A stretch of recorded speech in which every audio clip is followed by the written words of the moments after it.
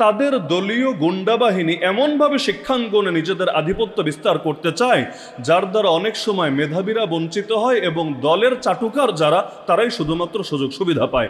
গতকাল আমরা দেখেছি একজন শিক্ষার্থী, যেও হয়তো এই দেশের জন্য বড় অবদান রাখতে পারত এবং এই দেশের জন্য একটা মূল্যবান সম্পদ হতে পারত, সামান্য রাজনৈতিক স্বার্থকে কেন্দ্র করে নির্মমভাবে রডের আঘাত করে তার চোখটাকেই চিরতরে নষ্ট করে দেওয়া হয়েছে। সিলেট এমএজি ওসমান মেডিকেলে তাকে চিকিৎসার জন্য নেওয়া হয়েছে। ডক্টর জানিয়ে দিয়েছে, সরি, এই চোখ দিয়ে সে আর কোনোদিন দুনিয়ার আলো দেখতে পারবে না। অথচ এই শিক্ষার্থীও, সে হয়তো এই দেশের শ্রেষ্ঠ বিজ্ঞানী হতে পারত, সে হয়তো এই দেশে শিক্ষাঙ্গনে বড় অবদান রাখতে পারত, কিন্তু এই সামান্য রাজনৈতিক স্বার্থে তার চোখের দৃষ্টি চিরতরে কেড়ে নেওয়া হলো। কি হবে এমন রাজনীতি দিয়ে? রাজনীতি ছিল জনগণের জন্য, অথচ রাজনীতি আজ কত মায়ের বুক খালি করছে। আমরা এই নতুন বাংলাদেশে, জুলাই গণ অভ্যুত্থান উত্তর বাংলাদেশে এমন দৃশ্য আর দ্বিতীয়বার দেখতে চাই না। ভাষা হলো বাহন। মানুষের ভেতরে যতই জ্ঞান থাকুক না কেন, ভাষাগত যোগ্যতা না থাকলে সে সেটাকে প্রকাশও করতে পারে না, এবং ভাষাগত যোগ্যতা না থাকলে জ্ঞানের পূর্ণতাও কখনো সাধিত হয় না। অথচ আমরা দেখতে পাচ্ছি স্বাধীনতার অর্ধ শতাব্দী অতিক্রান্ত হওয়ার পরেও আমাদের শিক্ষা ব্যবস্থা এমন একটা পর্যায়ে দাঁড়িয়ে আছে, অধিকাংশ শিক্ষার্থী নিজের মাতৃভাষাটা পর্যন্ত ঠিকভাবে পারে না, আর ইংরেজি এবং অন্যান্য ভাষা তো আরো দূরের কথা। কয়জন শিক্ষার্থী এমন আছে প্রমিত বানানরীতি অনুসারে শুদ্ধভাবে লিখতে পারবে এবং সে যথাযথভাবে বাংলা ভাষার সাথে এতটুকু পরিচিত অন্তত আছে, যা দ্বারা মোটামুটি সে তার জ্ঞানকে জাতির সামনে শুদ্ধভাবে উপস্থাপন করতে পারবে? দুঃখজনক বাস্তবতা হলো, বাংলাদেশে প্রবাসীদেরও বড় একটা সংখ্যক আছে মিডল ইস্টে। যদি তাদেরকে এই মিডল ইস্টে যাওয়ার আগে ভাষাগত যোগ্যতাটাও তাদের ভেতরে থাকতো, বাংলা ইংলিশের পাশাপাশি আরবিটাও যদি তারা জানতো, তাহলে মিডল ইস্টে গিয়েও ভাষাগত যোগ্যতার মাধ্যমে তারা আরো ভালো পজিশনে থাকতে পারতো। কিন্তু আমাদের মাননীয় একজন সংসদ সদস্য সংসদে দাঁড়িয়েও আরবি ভাষাটাও যাতে শিক্ষা দেওয়া হয় স্কুল কলেজে, এটা নিয়ে কথা বলার কারণে সেকুলারদের কেমন যেন লেজের মধ্যে আগুন ধরে গিয়েছে। তারা ট্রোল করতে শুরু করেছে, আরে সবাইরে যদি কোরআন হাদিসের মৌলবি বানিয়ে ফেলা হয় তাহলে জাতির কি হবে?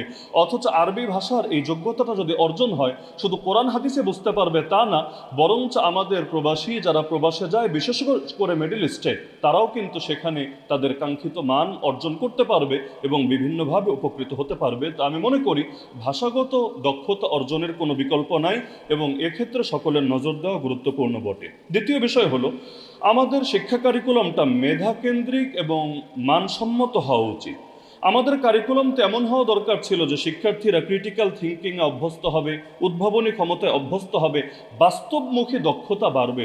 শুধুমাত্র তত্ত্ব শেখা না, আমি অনেক তত্ত্ব জানি, অনেক সংজ্ঞা মুখস্থ করেছি, কিন্তু বাস্তবতার সাথে এগুলো সম্পর্ক নাই এবং বাস্তবিক আমার কোনো দক্ষতাও নাই, তাহলে এত তত্ত্বের পসরা দিয়ে আমার কি হবে?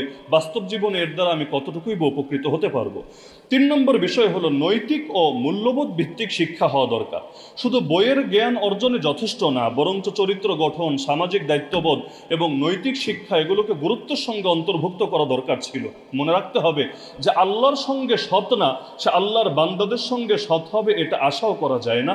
প্রতিটা শিক্ষার্থীর ভেতরে আমরা ন্যূনতম আল্লাহর ভয় যদি না ঢোকাতে পারি, তাহলে ভবিষ্যতে তাদের দ্বারা দেশ যেভাবে গড়ার সম্ভাবনা ছিল, একইভাবে ধ্বংস হওয়ার আশঙ্কাও কিন্তু আছে। কারণ এই দেশে সবচাইতে বড় বড় দুর্নীতি, সবচাইতে বড় বড় প্রতারণা শিক্ষিত মানুষেরাই করে থাকে, যেগুলো অশিক্ষিতরা কল্পনাও করতে পারবে না।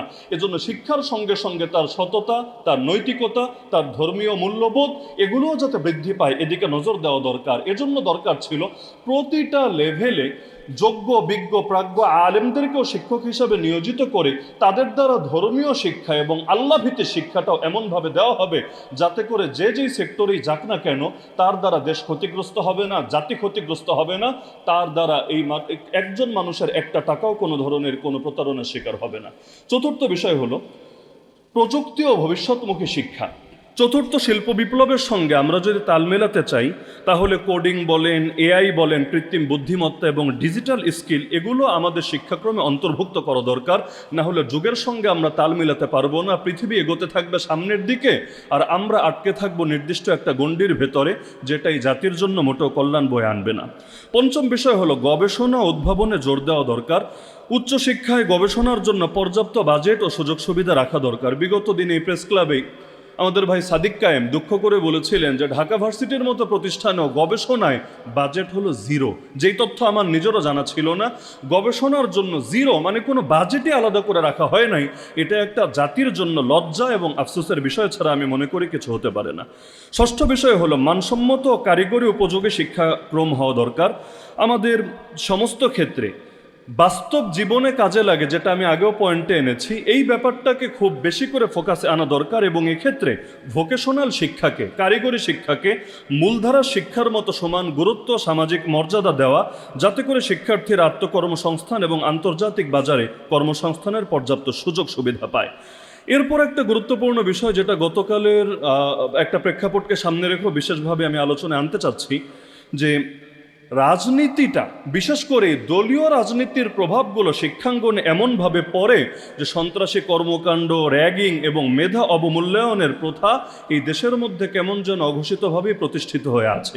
যখন যেই দল ক্ষমতায় যায় তাদের দলীয় গুন্ডাবাহিনী এমনভাবে শিক্ষাঙ্গনে নিজেদের আধিপত্য বিস্তার করতে চায়, যার দ্বারা অনেক সময় মেধাবীরা বঞ্চিত হয় এবং দলের চাটুকার যারা, তারাই শুধুমাত্র সুযোগ সুবিধা পায়। গতকাল আমরা দেখেছি একজন শিক্ষার্থী যেও হয়তো এই দেশের জন্য বড় অবদান রাখতে পারতো এবং এই দেশের জন্য একটা মূল্যবান সম্পদ হতে পারত, সামান্য রাজনৈতিক স্বার্থকে কেন্দ্র করে নির্মমভাবে রডের আঘাত করে তার চোখটাকেই চিরতরে নষ্ট করে দেওয়া হয়েছে। সিলেট এমএজি ওসমান মেডিকেলে তাকে চিকিৎসার জন্য নেওয়া হয়েছে। ডক্টর জানিয়ে দিয়েছে সরি, এই চোখ দিয়ে সে আর কোনোদিন দুনিয়ার আলো দেখতে পারবে না। অথচ এই শিক্ষার্থীও, সে হয়তো এই দেশের শ্রেষ্ঠ বিজ্ঞানী হতে পারত, সে হয়তো এই দেশে শিক্ষাঙ্গনে বড় অবদান রাখতে পারত, কিন্তু এই সামান্য রাজনৈতিক স্বার্থে তার চোখের দৃষ্টি চিরতরে কেড়ে নেওয়া হলো। কি হবে এমন রাজনীতি দিয়ে? রাজনীতি ছিল জনগণের জন্য, অথচ রাজনীতি আজ কত মায়ের বুক খালি করছে। আমরা এই নতুন বাংলাদেশে, জুলাই গণ অভ্যুত্থান উত্তর বাংলাদেশে এমন দৃশ্য আর দ্বিতীয়বার দেখতে চাই না। পরবর্তী বিষয় হলো শহর এবং গ্রামের শিক্ষা আর পাশাপাশি জেনারেল এবং মাদ্রাসা শিক্ষার বৈষম্য কবে দূর হবে একমাত্র আল্লাহই ভালো জানে, আমরা জানি না। গ্রামাঞ্চলে এখনো পর্যন্ত বহু শিক্ষা প্রতিষ্ঠান এমন আছে যেখানে অবকাঠামোগত উন্নয়নও নাই, আবার শিক্ষকদের মানও এটা উল্লেখযোগ্য পর্যায়ে নাই। আর মাদ্রাসা শিক্ষার ক্ষেত্রে একজন মাদ্রাসার প্রিন্সিপাল আমাদের মোশাররফ ভাই, তিনি তো আলোচনা করে গেলেন যে মাদ্রাসা শিক্ষার ক্ষেত্রেও দেখা যায় যে এখানে শিক্ষকদের মান যাতে ঠিক থাকে, পাশাপাশি অবকাঠামোগত ক্ষেত্রেও যাতে বৈষম্য না হয়, এটা নিয়ে এখনো পর্যন্ত আশাব্যঞ্জক কোনো পরিস্থিতি আমরা দেখতে পাচ্ছি না। জুলাই গণ অভ্যুত্থান উত্তর বাংলাদেশে এই বৈষম্য দূর হওয়া দরকার। পাশাপাশি দরিদ্র ও বিশেষ চাহিদা সম্পন্নদের জন্য বিশেষ সুযোগ রাখা দরকার।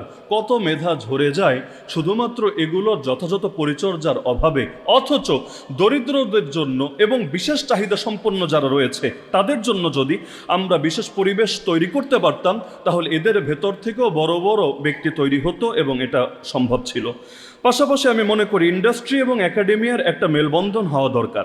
বিশ্ববিদ্যালয়গুলোর সাথে বিশেষ করে দেশি বিদেশি শিক্ষা প্রতিষ্ঠান ও ইন্ডাস্ট্রির সংযোগ তৈরি হওয়া দরকার, যাতে শিক্ষার্থীরা সরাসরি চাকরির বাজার ও গবেষণার কাজের জন্য প্রস্তুত হতে পারে। আর সর্বশেষ দুটো পয়েন্ট বলে আমি আমার আলোচনার ইতি টানবো। এর মধ্যে একটা হলো শিক্ষকদের মর্যাদা ও জীবনযাত্রার মান যতদিন উন্নত না হবে ততদিন পর্যন্ত আপনি শিক্ষা ব্যবস্থার যতই উন্নয়ন করতে চান স্বপ্নই থেকে যাবে, এটা কখনোই বাস্তবসম্মত হবে না। আমরা আমাদের কওমি ধারার মধ্যে এখন দেখতে পাচ্ছি ব্যাপকভাবে তরুণ মেধাবীরা শিক্ষকতা করা থেকে আগ্রহ হারিয়ে ফেলছে। আমাদের সিলেটের দৃশ্য যদি বলি, গণহারে তরুণ আলেমরা বিদেশমুখী হয়ে যাচ্ছে। কেন? সে যখন দেখে আমি শিক্ষকতায় গেলে আমার নুন আনতে গেলে পান্তা ফুরাবে এমন এক অবস্থা, বেতনের পরিমাণও কম থাকবে, আবার 6 মাস 1 বছর বকেয়া থাকবে, সে চিন্তা করবে আমার কি দরকার এটার পেছনে ছুটে জীবনকে শেষ করা, আমি এর চাইতে বিকল্প কিছু ভাবি। আমাদের বাংলাদেশে শিক্ষকদের জন্য সম্মানজনক বেতন কাঠামো যদি নিশ্চিত করতে না পারি, তাহলে মেধাবীরা দিনকে দিন শিক্ষকতার পেশা থেকে আগ্রহ হারিয়ে ফেলবে এবং কেউ ব্যবসা বাণিজ্য, কেউ বিদেশ যাওয়া ইত্যাদি কাজের মধ্যে জড়াবে, যার পরিণতি কিন্তু পরবর্তী প্রজন্মের জন্য মোটেও ভালো হবে না। আর পদ্ধতিগত নিয়োগের ক্ষেত্রে একটা পরিবর্তন আনা দরকার। মেধার যোগ্যতার ভিত্তিতে যদি নিয়োগ না দিয়ে দলীয় চামচামির ভিত্তিতে নিয়োগ দেওয়া হয়, যখন যেই দল ক্ষমতায় আসবে শুধু তাদের লোকদেরকে নিয়োগ দেয় আর অন্যদেরকে বঞ্চিত করার চেষ্টা চালায়, তাহলে এই জাতি কখনোই এই ক্ষেত্রে মান সম্পন্ন হতে পারবে না, বরঞ্চ তারা এই ক্ষেত্রে পিছিয়ে থাকবে। আমরা দেখেছি এই দল ক্ষমতায় আসতে না আসতে ব্যাংকে বলেন, বলেন, ভার্সিটিতে বলেন, প্রতিটা ক্ষেত্রে নিজেদের চামচাগুলোকে এস্টাবলিশ করতে গিয়ে অনেক মেধাবী থেকে এই জাতিকে বঞ্চিত করেছে। এমন এমন লোককেও তারা দায়িত্ব থেকে সরিয়ে দিয়েছে যারা বাংলাদেশের জন্য একটা নেয়ামত ছিল, রবের বিশেষ নেয়ামত ছিল, যাদের কদর করা দরকার ছিল।